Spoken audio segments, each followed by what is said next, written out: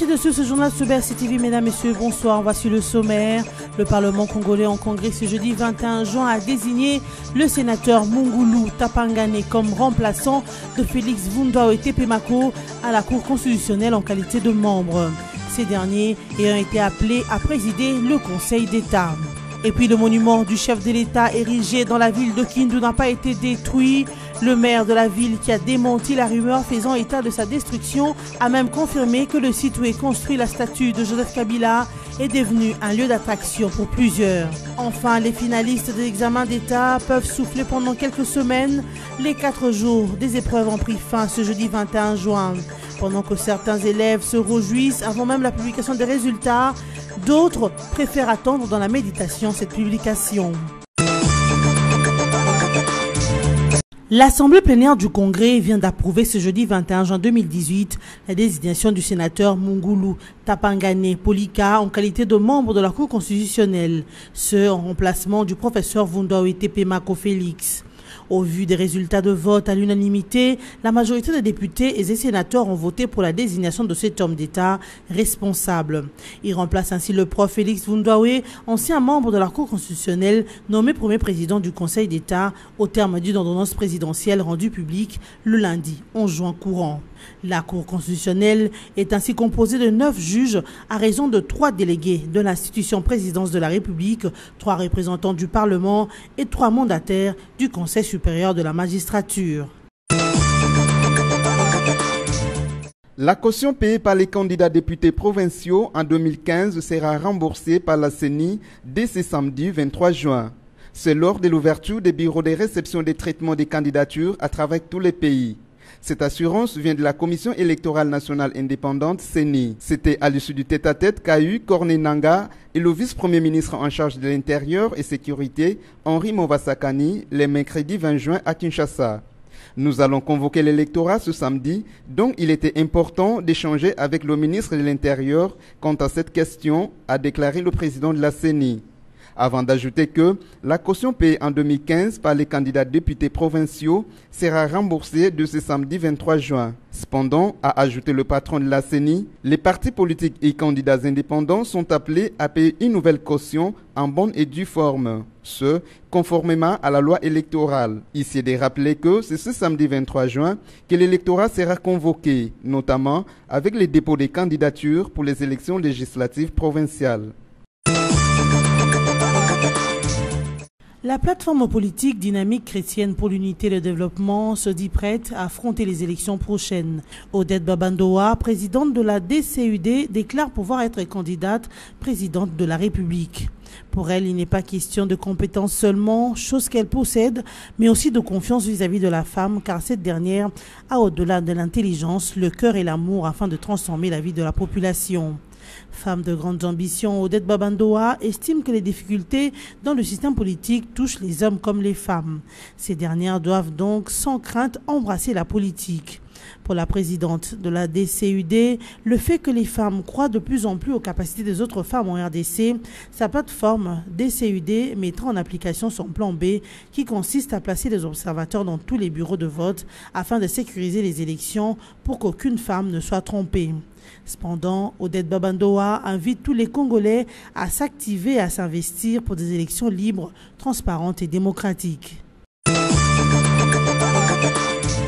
Le monument du chef de l'État, Joseph Kabila Kabange, construit en plein cœur de la ville de Kindu, est bel et bien en place. Contrairement aux rumeurs sur les réseaux sociaux faisant état de sa destruction, la statue du Raïs est en place et est devenue même un lieu touristique pour la population de Maniema et pour les touristes qui passent par Kindu. C'est ce que confirme Longala Losekelovi, maire de Kindu. Mais je suis devant le monument de l'artisan de la paix, Joseph Kabila Kabange. Le monument a été inauguré le 18. Je suis devant le monument. Le monument n'est pas détruit. Moi, je dirais tout simplement que ce sont les gens qui sont contre l'artisan de la paix, qui sont contre le maniement. Moi, je regrette infiniment. Pour Mupasa Bin Mupasa, bourgmestre de la commune de Kasuku, où est érigé le monument, la population ne devrait pas céder à la manipulation des personnes mal intentionnées. Je dirais à la population d'être calme. Je ne sais pas pourquoi les gens peuvent dire que le monument sera détruit ou bien le monument est détruit. Celui qui devrait connaître l'information le premier, c'est moi, le chef d'entité. Je sillonne toute ma commune tous les jours et toutes les nuits. Le monument n'est pas détruit, le monument est là et le monument demeure. Selon Maître César Ousseni, conseiller socio-culturel du gouvernement de Maniema, ces rumeurs relèvent d'un montage grossier et ridicule qui ne reflète pas l'image de la ville de Kindu et de sa population. C'est là un montage grossier et ridicule en même temps. Et le monument qui est derrière moi, au moment même où nous parlons, il est intact dans l'état où il a été inauguré le 18 juin dernier par son Excellence Monsieur le Président Joseph Kabila. Et donc, lorsque les gens ils manquent de quoi publier sur les réseaux sociaux, ils inventent n'importe quoi. Et donc là, c'est ridicule pour eux-mêmes parce que après tout, il n'y a plus personne qui pourra leur faire confiance. Le monument Joseph Kabila Kabange, inauguré le 18 juin dernier par le chef de l'État, est une expression de reconnaissance de la population de Kindu au président de la République, ce pour avoir modernisé la province de Maniema en général et la ville de Kindu en particulier. Clôture ce jeudi 21 juin 2018 de la session ordinaire de l'examen d'État en République démocratique du Congo. Dans la ville de Kinshasa, le finaliste des secondaires ont célébré la fin des épreuves auxquelles ils ont été soumis durant 4 jours. Officiellement débuté le lundi 18 juin 2018, l'examen d'État a connu la participation de 672 209 candidats répartis dans 1964 centres sur toute l'étendue du pays. Le finaliste satisfait d'avoir pris part aux épreuves se sont ensuite livrés à la réjouissance pour célébrer la fin de leur cycle de secondaire. En attendant la proclamation de leurs résultats, ces finalistes annoncent d'avance obtenir leur diplôme d'État avec des pourcentages dignes. Bien d'autres parmi eux préfèrent d'attendre la publication de leurs résultats en méditation. Et plein d'optimisme, la plupart des finalistes comptent entamer leurs études universitaires déjà dès l'année prochaine. La cité de Mizi, située à plus ou moins 30 km de la ville de Bunia dans le territoire de Djougou, a constitué la première étape de la visite d'inspection du ministre Gaston Moussemena au centre d'examen d'État dans la province de l'Ituri. Un choix qui n'est pas fait au hasard lorsque l'on sait que le calendrier scolaire a été perturbé dans ce territoire suite aux atrocités y vécues. Le numéro 1 de l'enseignement primaire et secondaire, accompagné du vice-gouverneur de la province de l'Ituri et d'autres membres du gouvernement provincial, est venu donner de l'espoir aux élèves. Dans ce centre, 237 élèves étaient attendus, mais seulement 149 prennent part aux épreuves, les autres ayant changé d'école, raison sécuritaire oblige. Gaston Moussemena a prêché à ses finalistes visiblement émus de voir le patron de l'EPSP, la patience, la concentration et l'assurance. Je suis là pour faire cette évaluation nécessaire et rassurer les enfants que le gouvernement sera toujours à leur côté parce que le gouvernement congolais croit que l'avenir de ces pays va aussi de pair avec l'avenir des enfants de Djougou. Parmi ces élèves finalistes, certains ont raté leurs épreuves préliminaires. Le gouvernement central a trouvé une solution à leurs préoccupations. Nous ne pouvons pas les condamner davantage. Nous allons leur donner leur chance de participer aux épreuves finales de l'examen d'État et nous allons faire la moyenne de points pour qu'ils soient aussi proclamés à leur juste valeur. De retour à Bunia, la tournée s'est poursuivie au centre placé au sein du complexe scolaire Shalom. Ici, le ministre Gaston Moussemena a répercuté le même message à ses finalistes qu'il a acquiescé par des applaudissements. Le vice-gouverneur de la province de l'Ituri s'est réjoui du déroulement de l'exéta dans sa province. Toute la situation se stabilise en Djougou et son Excellence, Monsieur le ministre, vient de le vivre. Et pour nous, c'est un bon départ et que nous sommes très heureux que tout se passe un peu dans le calme et je crois la preuve est là. Pour immortaliser ce moment, les finalistes du secondaire ont posé plusieurs fois avec le ministre de l'EPSP et le vice-gouverneur de la province de l'Ituri. Le président américain Donald Trump a signé hier mercredi 20 juin un décret mettant fin à sa politique de tolérance zéro. Celle-ci consistait à la séparation de familles des migrants. La plupart de ces familles ont franchi illégalement la frontière américaine par le Mexique. Devant le tollé provoqué par cette politique de tolérance zéro, le président américain a fait marche arrière. Cela me tient particulièrement à cœur. Nous n'aimons pas voir de familles séparées, a affirmé Donald Trump. Désormais, les enfants sont détenus aux côtés de leurs parents migrants pendant les délais donnés pour la poursuite judiciaire. La politique de tolérance zéro décrétée depuis début mai par Trump a causé la séparation de plus de 2300 enfants de leurs parents après leur arrestation. Nous allons avoir des frontières très fortes, mais nous gardons des familles ensemble, a encore dit le président Trump. Par ailleurs, la pratique de tolérance zéro a valu beaucoup de critiques à l'administration Trump. Bien de voix s'y sont levées en faveur de parents et des enfants migrants. Mesdames et messieurs, place à présent au rappel de principaux titres. Le Parlement congolais en congrès ce jeudi 21 juin a désigné le sénateur Mungulu Tapangane comme remplaçant de Félix Vundao Tepemako à la Cour constitutionnelle en qualité de membre. Ces derniers ayant été appelés à présider le Conseil d'État. Et puis le monument du chef de l'État érigé dans la ville de Kindu n'a pas été détruit. Le maire de la ville, qui a démenti la rumeur faisant état de sa destruction, a même confirmé que le site où est construit la statue de Joseph Kabila est devenu un lieu d'attraction pour plusieurs. Enfin, les finalistes de l'examen d'État peuvent souffler pendant quelques semaines. Les 4 jours des épreuves ont pris fin ce jeudi 21 juin. Pendant que certains élèves se réjouissent avant même la publication des résultats, d'autres préfèrent attendre dans la méditation cette publication. Ce journal est terminé. Merci de nous avoir suivis.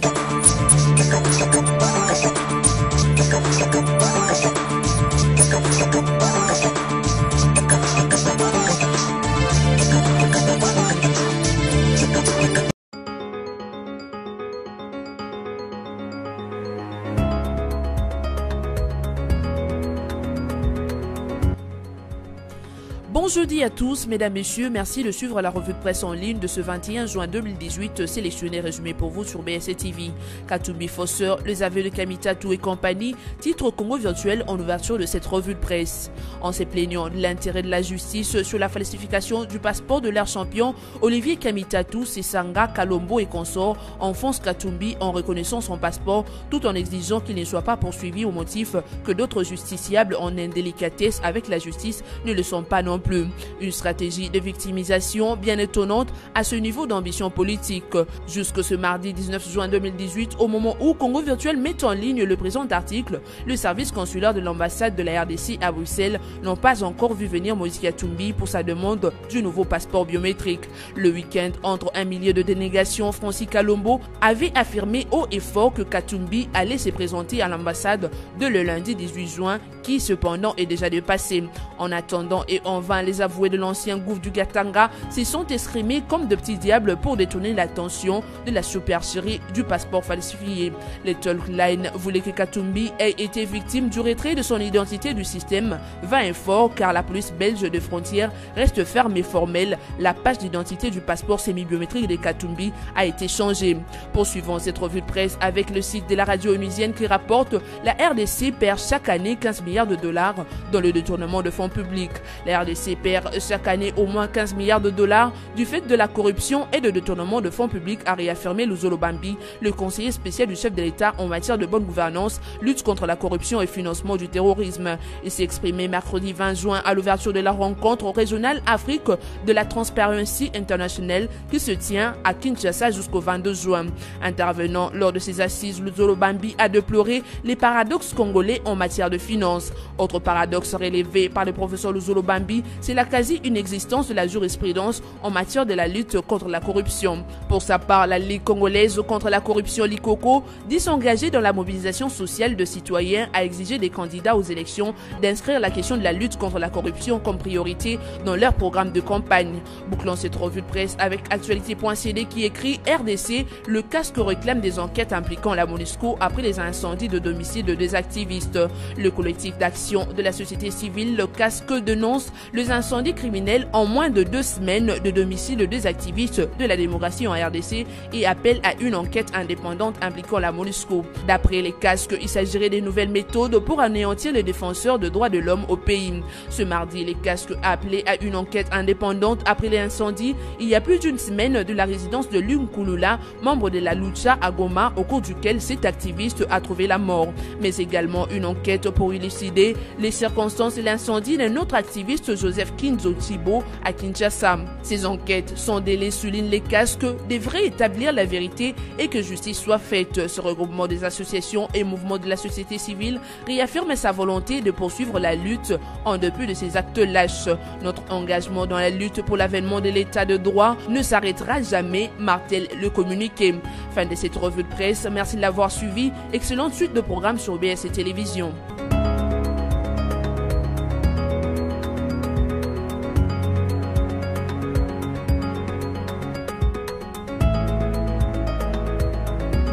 Congo Panorama, votre magazine d'actualité est de nouveau dans vos bacs. Coopération et diplomatie. La SADC continue d'accompagner la CENI. La RDC divise la diplomatie belge.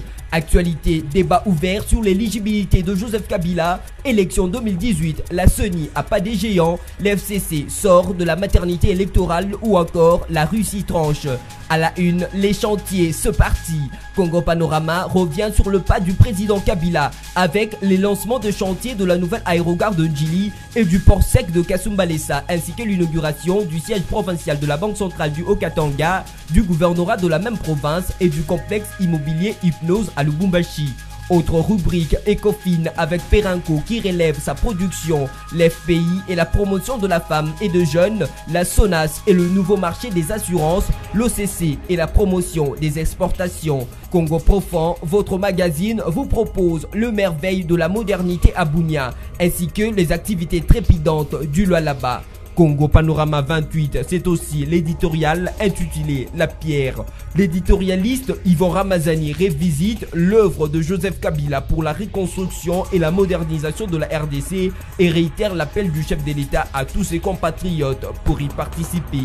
Congo Panorama, s'investir pour un Congo émergent. Congo Panorama, toute l'actualité à votre portée.